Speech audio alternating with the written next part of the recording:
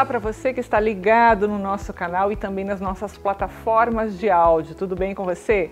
Hoje eu converso com a cirurgiã plástica Melina Sakamoto neste lugar incrível que é a Casa Prime em Cascavel, onde nós encontramos tudo para a decoração da nossa casa e também do nosso ambiente de trabalho. Tudo bem, doutora? Seja bem-vinda. Tudo bem, Soraya. Obrigada. Muito legal aqui. Lindo, não conhecia, né? Lindo lugar. É o nosso cenário de vez em quando também.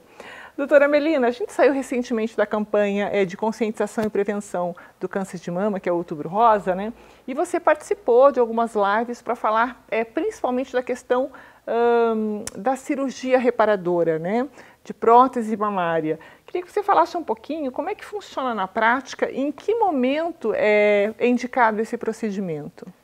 Bom, tem alguns tipos de ressecção, né, do câncer de mama. Quando ele é só uma pequena porção da mama, às vezes a gente não precisa da prótese mamária. Pode só fazer um rearranjo, alguns retalhos locais e a gente consegue rearranjar a mama de um volume adequado e um formato bonito também. Quando o déficit de volume é grande, daí a gente tem que usar a prótese mamária para dar o volume, resgatar o volume que era antes, tá? E nos casos maiores, em que é necessário a retirada da mama inteira, que a gente chama de adenomastectomia, a gente pode usar ou um expansor tecidual, que é como se fosse uma bexiguinha, que a gente vai colocando soro fisiológico para esticar a pele, e para um segundo tempo trocar esse expansor por uma prótese de silicone, que pode ser de diversos formatos, né? Hoje em dia no mercado tem diversos formatos para qualquer tipo de mama. E tem alguma situação em que a paciente não pode se submeter a essa questão da reconstrução mamária, doutora? Tem alguns casos.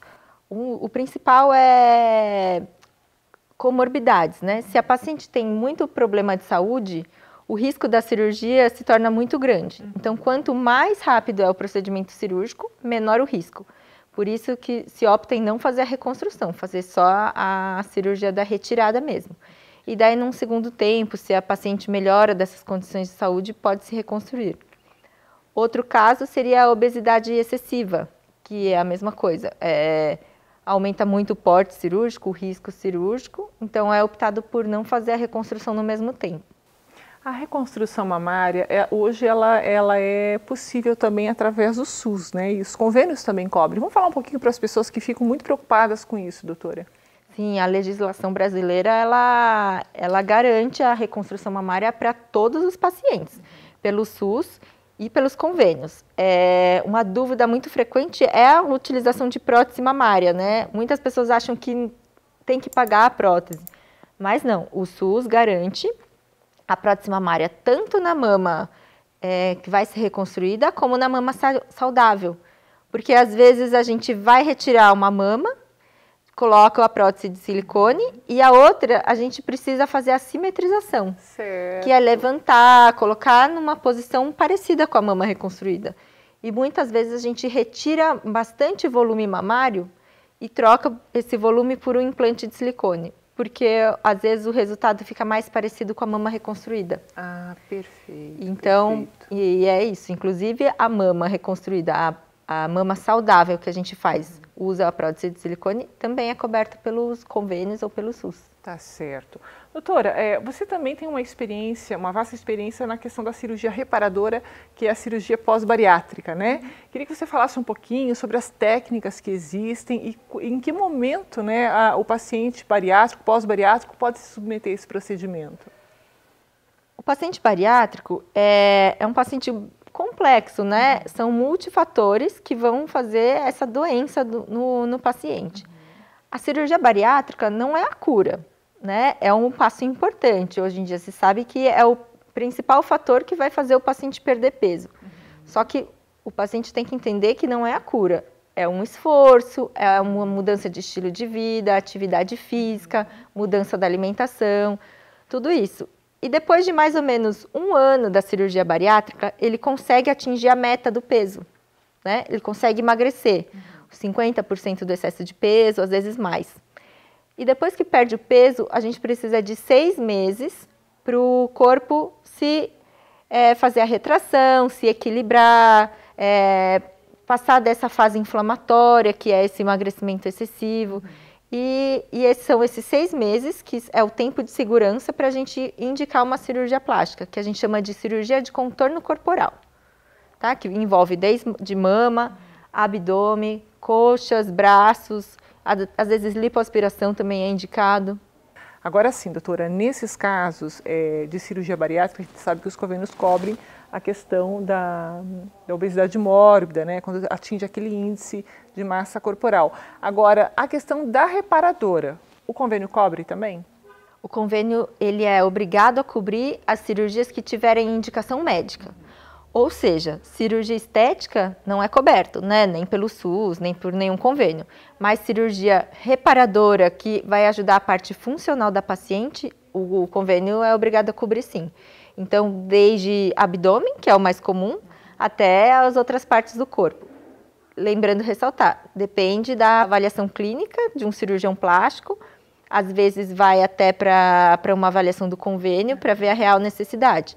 E dentre as indicações clínicas, a gente envolve tanto alterações dermatológicas, é muito comum ter dermatite na prega cutânea, então isso entra como uma indicação clínica. Alteração na funcionalidade, então às vezes tem muita dor nas costas pelo excesso de pele, né, que fica da flacidez. Alteração da higiene local, diminuição da mobilidade devido ao excesso de prega cutânea. Todas essas são as indicações clínicas que faz o convênio ser obrigado a cobrir a cirurgia, sim.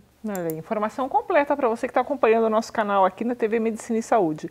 Doutora, agora vamos falar um pouquinho, quando a gente fala em cirurgia plástica, a gente já pensa na questão da cicatriz, tá?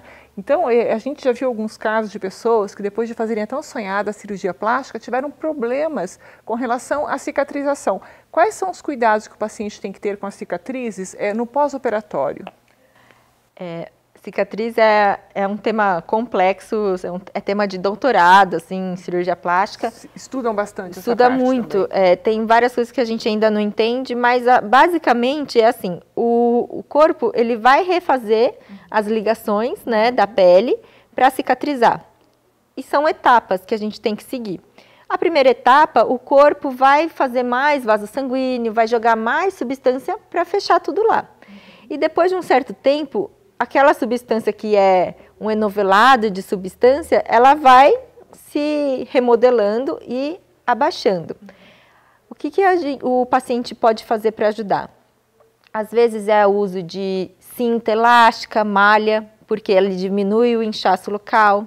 Às vezes é o uso de bandagens, então aquela microporagem que se faz em cima da cicatriz, ele ajuda a abaixar também a cicatriz e acelerar esse processo de remodelamento.